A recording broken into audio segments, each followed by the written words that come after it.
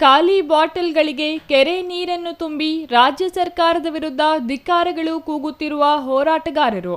ಈ ದೃಶ್ಯಗಳು ಕಂಡುಬಂದಿದ್ದು ಚಿಕ್ಕಬಳ್ಳಾಪುರ ನಗರ ಕಂದವಾರ ಕೆರೆಯ ಬಳಿ.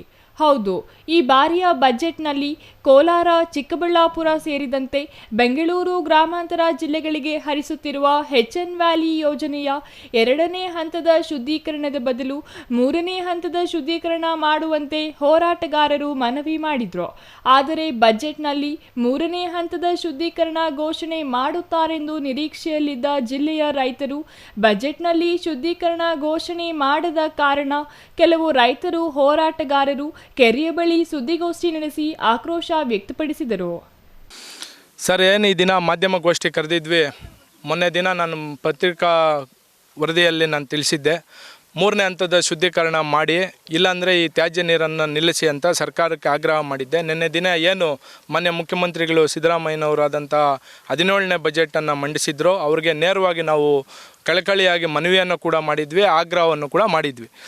ನೀವು ಈ HN ವ್ಯಾಲಿ ನೀರಿನ ಬಗ್ಗೆ 3ನೇ ಹಂತದ ಶುದ್ಧೀಕರಣ ಮಾಡಿಲ್ಲ ಅಂದರೆ ನೇರವಾಗಿ ಅದೇ ಸ್ಥಳಕ್ಕೆ ಹೋಗಿ ಅಲ್ಲಿನ ನೀರನ್ನೇ ಬಾಟ್ಲಿಗಳಿಗೆ ತುಂಬಿಸಿ ನೇರವಾಗಿ ನಿಮ್ಮ ಮನೆಗಳಿಗೆ ಕಳಿಸ್ಕೊಡೋ ಅಂಥ ಕೆಲಸ ಮಾಡ್ತೀವಿ ಅಂತ. ಇವತ್ತಿನ ದಿನ ಈ ಕೊಳಚೆ ನೀರು, ಈ ರಚ ನೀರಿಂದ ಅನೇಕ ಜನರಿಗೆ ಕ್ಯಾನ್ಸರ್ ಕಾಯಿಲೆ ಅಂತ ಮಾರಕ ಕಾಯಿಲೆ ವೃದ್ಧಿ ಆಗ್ತಾಯಿದೆ.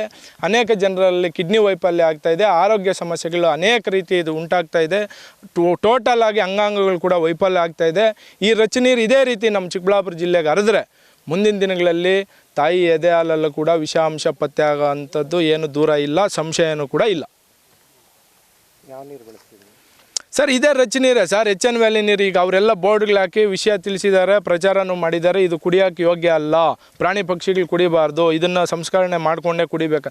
ಈಗ ನೇರವಾಗಿ ಬೋರ್ವೆಲ್ ಅಂತರ್ಜಲ ವೃದ್ಧಿ ಆಗ್ತದೆ, ಮನೆಗಳಿಗೆ ಬರ್ತದೆ. ನಾವು ಸ್ನಾನ ಯಾವ ನೀರು ಮಾಡಬೇಕು? ಯಾವ ನೀರಲ್ಲಿ ಸ್ನಾನ ಮಾಡಬೇಕು? ಸ್ನಾನ ಮಾಡೋಕ್ಕೂ ಫಿಲ್ಟರ್ ನೀರು ತರಿಸ್ಕೊಬೇಕಾ? ಸಾಮಾನ್ಯ ಜನರು ಎಲ್ಲೋಗ್ತಾರೆ ಫಿಲ್ಟರ್ ನೀರಿಗೆ? ನೀವೇನೋ ದೊಡ್ಡ ದೊಡ್ಡ ಶ್ರೀಮಂತರಿದ್ದೀರಾ, 100 ಕೋಟಿ 1000 ಕೋಟಿ ಸಂಪಾದನೆಗಳಾಗ್ತದೆ, ನೀವು ನಿಮ್ಮ ಅಧಿಕಾರಿಗಳು ಇದರಲ್ಲಿ ನೀವು ಎಲ್ಲ ಕೆಲಸಗಳು ಮಾಡ್ಕೊತೀರ. ಇಲ್ಲಿನ ರೈತರು ಏನು ಮಾಡಬೇಕು ಸರ್? ಇಲ್ಲಿನ ಸಾಮಾನ್ಯ ಜನರು ಏನು ಮಾಡಬೇಕು? ಏನು ಮಾಡಬೇಕು ಅನ್ಕೊಂಡಿದ್ದೀವಿ? 3ನೇ ಹಂತದ ಶುದ್ಧೀಕರಣ ಮಾಡಿ, ಇಲ್ಲ ಅಂದರೆ ಪ್ರತಿ ಮನೆಗೆ ತೆರಳ್ತೀವಿ, ಅವ್ರ ಮನೇಲಿ ಕೈಯ ಕಾಲ ಹಿಡಿದು ಬೇಡ್ಕೊಳ್ತೀವಿ. ಸರ್ಕಾರಕ್ಕೆ ನೇರವಾಗಿ ವಿಧಾನಸೌಧ ಮುತ್ತಿಗೆ ಹಾಕೋಂಥ ಕೆಲಸ ಖಂಡಿತವಾಗೂ ಮಾಡ್ತೀವಿ. ಇಲ್ಲ, ಈ ನೀರು ನಿಲ್ಲಿಸಿ. ನೇರವಾಗಿ ಮುಖ್ಯಮಂತ್ರಿಗಳಿಗೆ, ಉಪಮುಖ್ಯಮಂತ್ರಿಗಳಿಗೆ, ಇವ್ರಿಗೆಲ್ರಿಗೂ ಕಳಿಸ್ತಾ ಇದ್ದೀವಿ. ಈ ನೀರನ್ನ ಅವರು ಸಾಧ್ಯವಾದರೆ ಕುಡೀಲಿ, ಇಲ್ಲ ಸ್ನಾನ ಮಾಡಲಿ, ಇಲ್ಲ ಇದನ್ನು ಚೆಕಪ್ಗಾದರೂ ಕಳಿಸಿ.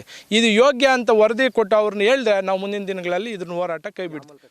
ಇನ್ನು ಕೆರೆಯ ಕಟ್ಟೆಯ ಮೇಲೆ ಪ್ರತಿಭಟನೆ ನಡೆಸಿದರು.